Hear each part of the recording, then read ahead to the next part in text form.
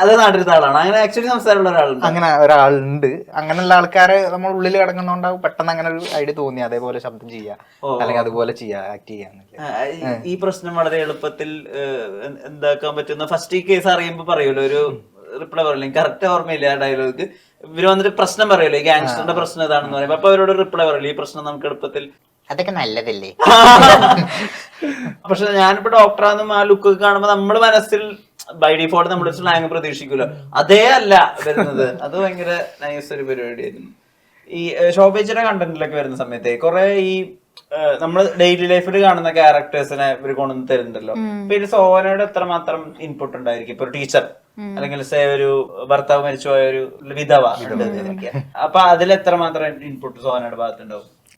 ഞാനൊക്കെ ലൈക് നാട്ടിൻപുറത്ത് ജനിച്ചു വളർന്ന ആളാ. അപ്പൊ നമ്മള് കാണുന്ന സാധാരണക്കാരെ എങ്ങനെയായിരിക്കും, ഇപ്പൊ നമുക്കൊരു സ്ക്രിപ്റ്റ് കിട്ടുമ്പോ നമ്മള് ആളെ മനസ്സിൽ എങ്ങനെ കാണുന്ന അത് കോസ്റ്റ്യൂമിൽ കൊണ്ടുവരാൻ നോക്കും.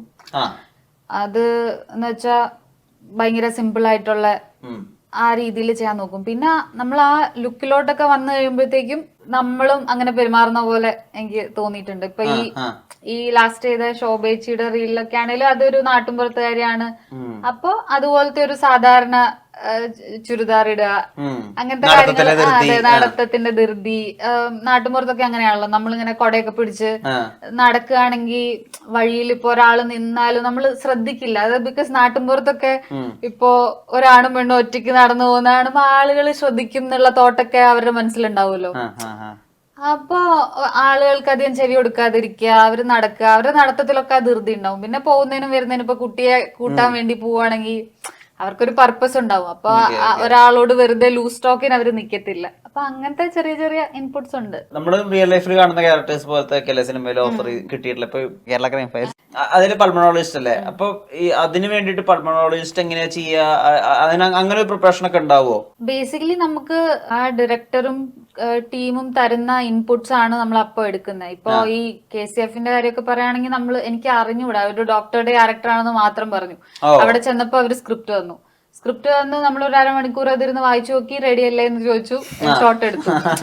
അപ്പൊ അതിനു വേണ്ടി നമുക്ക് ഡോക്ടറായി പഠിച്ചിട്ട് വരാനുള്ള സമയമൊന്നുമില്ലല്ലോ. അപ്പൊ അങ്ങനെയൊന്നും ആലോചിക്കൊന്നുമില്ല. ടേംസ് ഒക്കെ ഇപ്പൊ നമ്മള് സ്കൂളില് ബയോളജി ക്ലാസ്സിൽ പഠിച്ച ഓർമ്മ വെച്ചിട്ടൊക്കെ അങ്ങ് പ്രൊനൗൺസ് ചെയ്യും. അതൊക്കെ അവര് പറഞ്ഞു തരും. അങ്ങനെ എന്തെങ്കിലും ടെക്നിക്കൽ ടേംസ് ഒക്കെ ഉണ്ടെങ്കിൽ നമുക്ക് അവിടെ നിന്ന് ഹെൽപ്പ് എടുക്കാലോ. അതല്ലാതെ ഇപ്പൊ നമ്മുടെ മനസ്സിലുള്ള ഒരു ഡോക്ടറുടെ സങ്കല്പം വെച്ചങ്ങ് പ്ലേ ചെയ്യും. ചെറുപ്പത്തിലെ കണ്ടിട്ടുള്ള അതെ അതെ, നമ്മൾ കണ്ടിട്ടും കേട്ടിട്ടുള്ള ഡോക്ടേഴ്സ്, നമ്മൾ കൺസൾട്ട് ചെയ്തിട്ടുള്ള ഡോക്ടേഴ്സ്. സിനിമയിലൊക്കെ വരുന്ന സമയത്ത് പിന്നെ ഒരുപാട് സമയങ്ങളൊന്നും ഇല്ലല്ലോ. എസ്പെഷ്യലി ഇപ്പം ചെറിയ ക്യാരക്ടേഴ്സ് ഒക്കെ ആണെങ്കിൽ സ്ക്രിപ്റ്റ് തരിക, നമ്മളത് എത്രയും വേഗത്തിൽ അത് ഡെലിവർ ചെയ്ത് കൊടുക്കുക എന്നുള്ളത്. പക്ഷെ വലിയ കഥാപാത്രങ്ങളൊക്കെ ആണെങ്കിൽ ചിലപ്പോൾ വർക്ക്ഷോപ്പും അങ്ങനത്തെ പരിപാടികളൊക്കെ ഈ ഇങ്ങനത്തെ കോണ്ടന്റ് ക്രിയേറ്റേഴ്സ് ഈ ഭക്ഷണമായിട്ട് അസോസിയേറ്റ് ചെയ്തിട്ടുള്ള പേരിടാൻ കാര്യം ഇപ്പൊ കരിക്ക്, പൊന്മുട്ട, അതിന് എന്തെങ്കിലും അനലിറ്റിക്കൽ എന്തെങ്കിലും കാരണമുണ്ടോ? ഇൻസ്റ്റാഗ്രാം അങ്ങനെ എന്തെങ്കിലും ഹെൽപ്പ് ചെയ്യോ നിങ്ങളെ? ഇല്ല അത് അങ്ങനെ എനിക്ക് തോന്നിയിട്ട് എനിക്കറിയില്ല അങ്ങനെ ഉണ്ടോന്ന്. ഞങ്ങൾ ഈ പറയുന്ന പോലെ ഒരു ഒന്നിച്ചൊരു ടീമായിട്ട് തുടങ്ങുന്ന സമയത്ത് ഒരു പേര് വേണം എന്നാലോചിച്ച സമയത്ത് നമ്മുടെ ഇവൻ സജസ്റ്റ് ചെയ്ത പേരാണ് റെവലഡു. സജസ്റ്റ് ചെയ്ത പേരാണ് റെവലഡു. അങ്ങനെ ഞങ്ങൾ ഒരു ഫസ്റ്റ് കോണ്ടന്റ് ഷൂട്ട് ചെയ്തതും അപ്ലോഡ് ചെയ്തതും പേരിട്ട് എല്ലാം ഒരു ദിവസമാണ് തോന്നുന്നു, ഒറ്റ ദിവസമാണ് തോന്നുന്നു. അത് നമ്മൾ അതിന് മുമ്പേ ആലോചിച്ചിരുന്നു നമുക്ക് ഒന്നിച്ച് പരിപാടി ചെയ്യണമെന്നൊക്കെ. പെട്ടെന്നൊരു ദിവസം നമ്മൾ ഇങ്ങനെ ചെയ്യാൻ ടെറസിൽ പോയിട്ട് നമ്മളൊരു കോണ്ടന്റ് ചെയ്തു. അത് എഡിറ്റ് ചെയ്ത് ഇതിനിപ്പോ എന്ത് പേരിടണം, നമ്മുടെ ടീമിന് ഒരു ഇൻസ്റ്റാഗ്രാമിന് പേര് വേണമല്ലോ, അപ്പോൾ സജസ്റ്റ് ചെയ്ത പേര്. അങ്ങനെ എല്ലാം സ്പോണ്ടേനിയസ് ആയിട്ട് സ്പീഡിൽ നടന്നൊരു പരിപാടിയാണ്. ഇപ്പത്തെ റീലൊന്നും അഭിനയിക്കാത്ത ഞാൻ ഷൂട്ടിലായിരുന്നു. ഞാനൊരു ഫിലിം ചെയ്തു. ഐ മീൻ ഷൂട്ട് കഴിഞ്ഞു. അപ്പൊ അതിന്റെ കാര്യത്തിന് വേണ്ടിയിട്ട് കോഴിക്കോട് ഒരു മാസം ഷൂട്ടിലായിരുന്നു. അപ്പൊ ഇപ്പൊ ഞങ്ങളൊരു റീൽ സീരീസ് പ്ലാൻ ചെയ്തിട്ടുണ്ട്. അതിന്റെ ഷൂട്ട് അടുത്ത ആഴ്ച. അതിൽ ഇപ്പൊ ഈ സിനിമയൊക്കെ ചെയ്താലേ ആളുകള് സിനിമയിലേക്ക് വൺസ് ഓപ്പണിംഗ് കിട്ടിയ പിന്നെ റീൽസിലേക്ക് തിരിച്ചു വരില്ല. ഇപ്പൊ സാഫ് ബോയ് ഒന്നും പിന്നെ റീൽസിലേക്ക് തിരിച്ചങ്ങനെ വരുന്ന കണ്ടില്ല. അവർക്ക് ഒരു ഓപ്പണിംഗ് കിട്ടാൻ വേണ്ടിട്ടാ. പക്ഷെ നിങ്ങള് പിന്നെ തിരിച്ചു വരുന്നുണ്ടല്ലോ, അതിന്റെ കാര്യം എന്താ? പ്രധാന കാര്യം എന്ന് വെച്ച് കഴിഞ്ഞാല് ഞങ്ങളുടെ ഈ പ്ലാറ്റ്ഫോം ഞങ്ങളൊരു ഹോം ഗ്രൗണ്ട് പോലെയാണ് കാണുന്നത്. കാരണം വെച്ചാൽ ഇത് ഞങ്ങളുടെ കഥ പറയാൻ വേണ്ടിയിട്ട് ഞങ്ങൾ ഉപയോഗിക്കുന്ന ഒരു മീഡിയമാണ്. അപ്പോൾ ഞങ്ങളിപ്പോൾ സിനിമ ചെയ്താലും ഞങ്ങളുടെ എല്ലാവരുടെയും ആഗ്രഹം തിരിച്ച് വരിക, കുറച്ചുകൂടെ ഇപ്പൊ ഞങ്ങളുടെ ഒരു എന്താ പറയാ ശേഷിക്ക് അനുസരിച്ചിട്ടുള്ള കഥകളാണ് പറയുന്നത്. മേ ബി ലൈക്ക് കുറച്ചുകൂടെ പ്രൊഡക്ഷൻ ക്വാളിറ്റി ഒക്കെ നമുക്ക് കൂട്ടിയിട്ട് ഇപ്പൊ കടിക്കൊക്കെ ചെയ്യുന്ന പോലത്തെ വെബ് സീരീസുകളൊക്കെ ഭാവിയിൽ ചെയ്യാനാണ് ഞങ്ങൾ ആഗ്രഹിക്കുന്നത്. അപ്പോൾ ഞങ്ങൾ സിനിമ ഇപ്പോൾ ഞാനാണെങ്കിലും ഇപ്പോൾ സോനയാണെങ്കിലും ആരാണെങ്കിലും സിനിമയിൽ പോയാലും തിരിച്ച് വന്ന് ഞങ്ങളുടേതായിട്ടുള്ള കുറച്ച് സ്റ്റോറീസ് കാരണം നമുക്കത് വെളിയിൽ എത്രമാത്രം ചെയ്യാൻ പറ്റുമെന്ന് അറിയില്ല. ഇപ്പൊ ഇൻസ്റ്റാഗ്രാമിൽ കോണ്ടന്റ് ക്രിയേറ്റ് ചെയ്തിട്ട് അതൊരു റവന്യൂ സോഴ്സ് ആയിട്ട് ഒരാൾക്ക് ജീവിക്കാൻ പറ്റും. അത് കുറച്ച് ഇപ്പൊ ഒരു വ്യക്തിയാണെങ്കിൽ ചിലപ്പോൾ പറ്റുമായിരിക്കാം.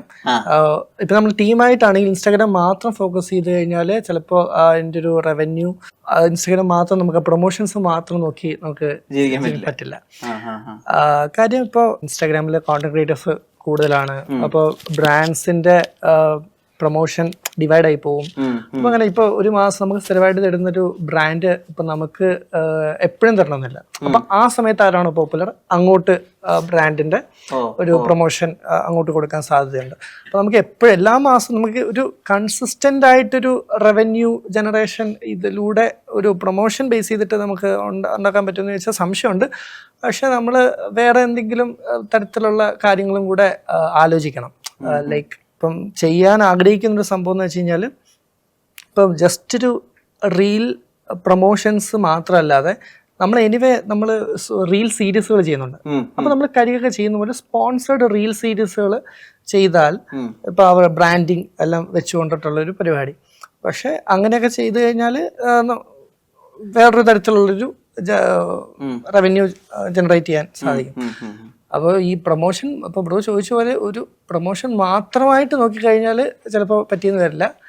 വേറെ എന്തെങ്കിലും കൂടെ ഒരു ഇൻകം ജനറേറ്റിംഗ് ഒരു പരിപാടി വേണം. അപ്പം ഞങ്ങൾ ആക്ച്വലി ഈ 2-3 വർഷം ഞങ്ങൾ ഇതിൽ സസ്റ്റെയിൻ ചെയ്തത് ഇൻകം ഉള്ളതുകൊണ്ടല്ല, പാഷൻ ഉള്ളതുകൊണ്ട് മാത്രമാണ്. 2022 ഞങ്ങൾ തുടങ്ങിയിട്ട് നിങ്ങളൊക്കെയാണ് ശരിക്കും മറ്റേ സന്തോഷ് അങ്ങനെ പറഞ്ഞ ആളുകൾ പാഷന്റെ പുറത്ത് അല്ലെ. സത്യമായിട്ടും 22 ഞങ്ങൾ തുടങ്ങിയിട്ട് ഞങ്ങൾക്ക് ആദ്യത്തെ ഒരു പെയ്ഡ് കൊളാബ് കിട്ടുന്നത് 2023 നവംബറിലെ ഒരു വർഷം.